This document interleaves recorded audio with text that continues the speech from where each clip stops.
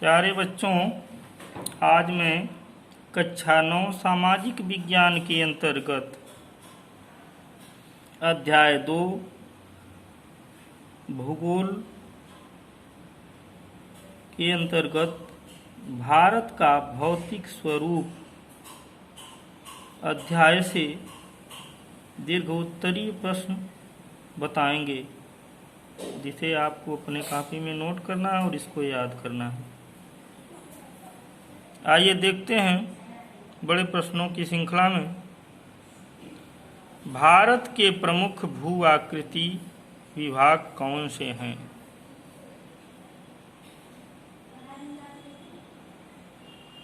हिमालय क्षेत्र तथा प्रायद्वीप पठार के उच्चावच लक्षणों में क्या अंतर है? इसका उत्तर देखते हैं। भारत के प्रमुख भौगोलिक या भू आकृतिक विभाग निम्नलिखित हैं, यानी कई हैं,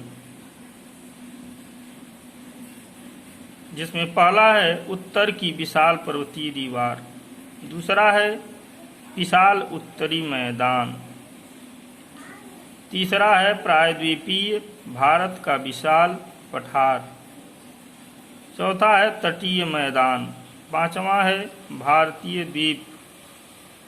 इस प्रकार से भारत के प्रमुख भू आकृति विभाग 5 हैं।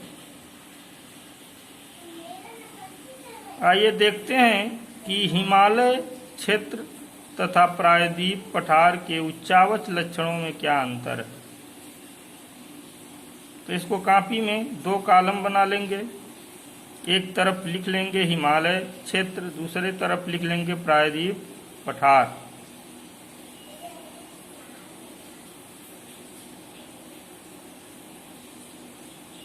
इसके बाद देखते हैं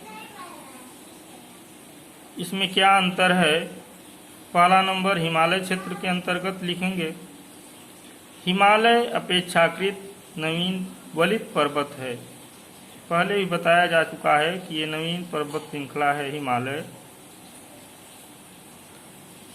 और अब इसमें देखते हैं प्रायद्वीप पठार भारतीय उपमहाद्वीप का अपेक्षाकृत पुराना भाग है। दूसरा पॉइंट, हिमालय विश्व का सबसे ऊंचा पर्वत है, जबकि प्रायद्वीप पठार की ऊंचाई बहुत कम है। इसकी ऊंचाई क्या है? बहुत कम है। एवरेस्ट शिखर संसार का सर्वोच्च शिखर है, जो हिमालय क्षेत्र का है। और प्रायद्वीप पठार में इसमें कोई भी ऐसा शिखर नहीं जो विश्व में प्रसिद्ध हो। इस प्रकार से तीसरा पॉइंट देखते हैं, हिमालय से सिंध, गंगा, ब्रह्मपुत्र आदि कई महान नदियां निकलती हैं, जबकि प्रायद्वीप पठार में बहुत कम नदियां निकलती हैं। केवल प्रायद्वीप पठार में केवल नर्मदा और ताप्ती आदि ही प्रसिद्ध नदियां हैं। अगला पॉइंट देखते हैं, हिमालय पर्वत तलछटी शैलों द्वारा निर्मित है। कैसी शैलों द्वारा? तलछटी शैलों द्वारा। जबकि प्रायद्वीप पठार कठोर आग्नेय तथा कायांतरित शैलों का बना हुआ है।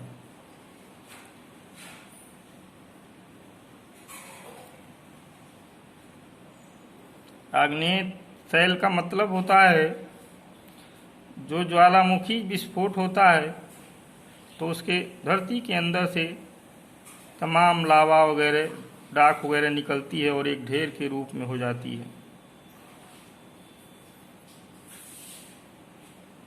अगला पॉइंट देखते हैं, हिमालय में डलहौजी, धर्मशाला,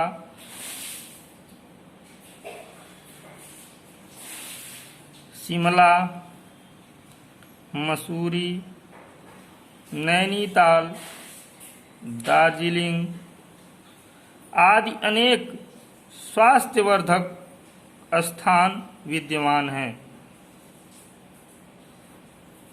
जबकि प्रायद्वीप पठार कठोर, आग्नेय तथा कायांतरित शैलों का बना हुआ है। इसमें 5वां पॉइंट है, प्रायद्वीप पठार में कोई भी इतना अच्छा स्वास्थ्यवर्धक स्थान नहीं है।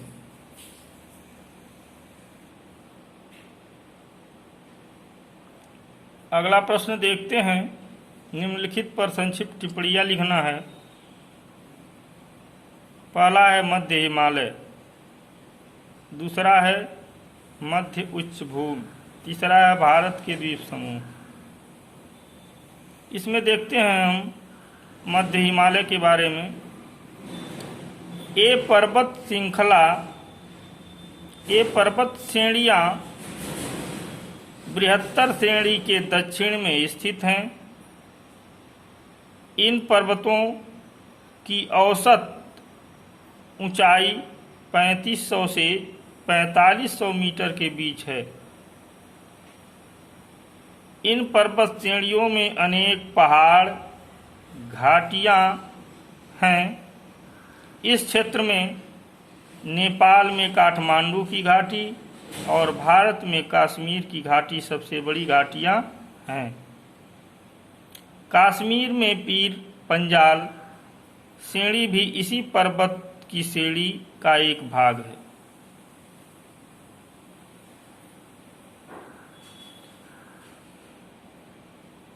अब आगे देखते हैं। प्रायद्वीप पठार के दो मुख्य भाग।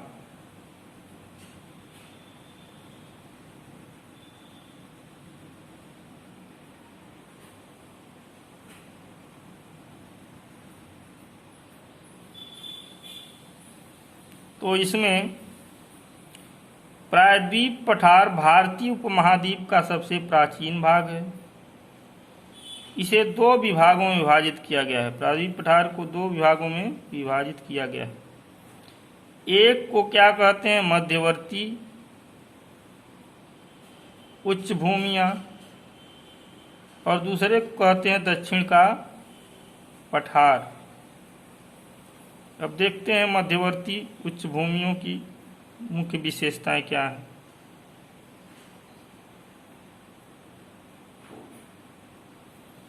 यह प्रायद्वीप पठार का उत्तरी भाग है, जो कठोर,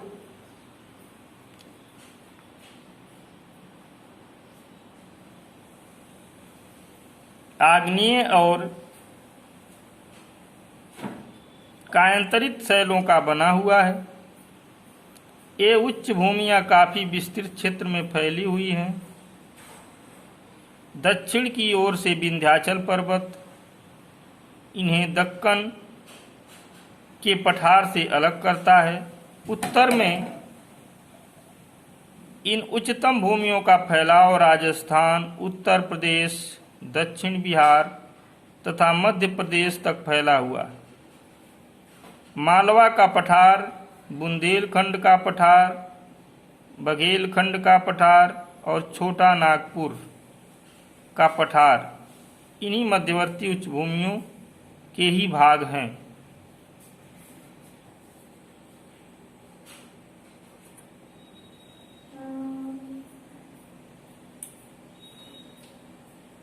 दक्कन का पठार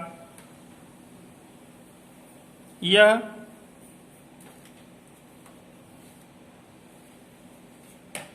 विशाल प्रायद्वीपीय पठार का दक्षिणी भाग है।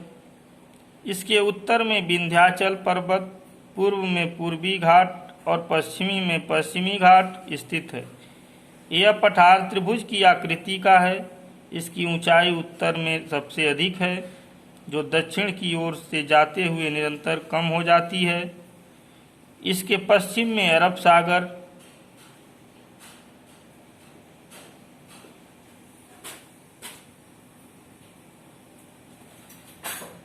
इसके पश्चिम में क्या है, अरब सागर है।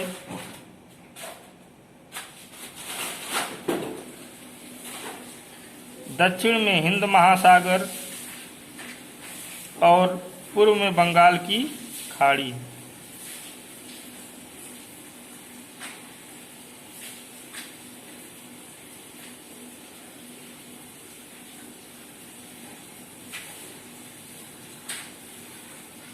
अगला क्वेश्चन टिप्पणी में भारत के द्वीप समूह हैं।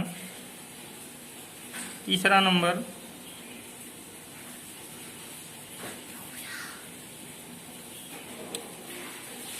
भारत की मुख्य भूमि के अतिरिक्त भारत में टापुओं की दो श्रृंखलाएं, एक अंडमान द्वीप समूह और एक निकोबार द्वीप समूह तथा लक्षद्वीप समूह है। अंडमान और निकोबार हो गया और एक लक्षद्वीप समूह, ये दो श्रृंखलाएं हैं। अंडमान और निकोबार द्वीप समूह, ये टापू बंगाल की खाड़ी में स्थित है। इनकी कुल संख्या 233 है। उत्तरी टापुओं का झुंड अंडमान द्वीप समूह कहलाता है, जबकि दक्षिणी टापुओं का झुंड निकोबार द्वीप समूह कहलाता है। अंडमान द्वीप समूह की संख्या 214 है, जबकि निकोबार द्वीप समूह की संख्या केवल 19 है। बहुत से टापू छोटे हैं और उन पर कोई निवास नहीं करता। ये समुद्र की डूबी चोटियों पर स्थित है और उनमें कुछ टापुओं को ज्वालामुखी से उत्पत्ति हुई है। इन टापुओं में एक टापू पर अभी भी लावा निकलता है। अगला द्वीप समूह है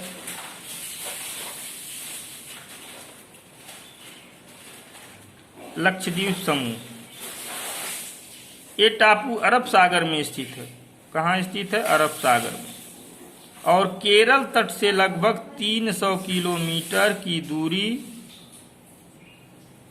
पर है। यह घोड़े की नाल, कैसा है? घोड़े की नाल के आकार में समुद्र में फैले हुए हैं। ये प्रवाल जैसे अति सूक्ष्म प्राणियों के करोड़ों वर्षों से एकत्र होने वाले अस्थिपंजरों से बने हैं, इसलिए साधारणतया इन्हें प्रवाल द्वीप कहा जाता है। इनकी कुल गिनती 27 है, जबकि 17 द्वीपों पर कोई नहीं रहता। इस प्रकार ये द्वीप निकोबार और अंडमान द्वीपों के मुकाबले संख्या में कम और विस्तार में छोटे हैं। इन द्वीपों की राजधानी कवरत्ती है। इनकी राजधानी कवरत्ती है, जहां हजारों सैलानी प्रतिवर्ष प्रवाल द्वीपों को देखने के लिए आते हैं। बस आज यहीं तक यह चैप्टर आपका समाप्त हो गया। अब फिर आगे नया अध्याय बताया जाएगा, इसे आप नोट करिए और याद करिए।